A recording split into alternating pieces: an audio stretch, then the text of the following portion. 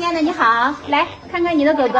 你看看多好看啊！昨天没修毛的时候看着可潦草了，是吧？对，那个耳朵特别难看，今天感觉好看了，是吧？对，修完之后布朗熊的造型可萌了。对，我跟你说，亲爱的，你这只狗不仅长得好看，还可聪明。来，我给你展示一下，还会坐。坐下。你要干嘛？这是？来，坐下。啊，真棒！手手呢？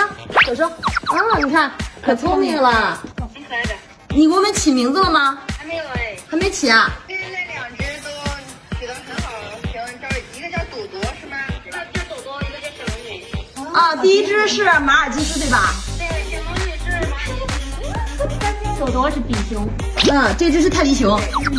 这第三只了。是一样的，那带出门绝对是炸街。对对。天天在出去，天天在出去呢。是吧？来，宝宝，太幸福了。你家里边是不是快成宠物乐园了？要4、5只吧。行，亲爱的，顺风车已经到楼下了哈，我现在给你打包一下。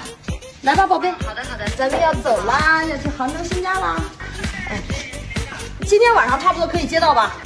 好。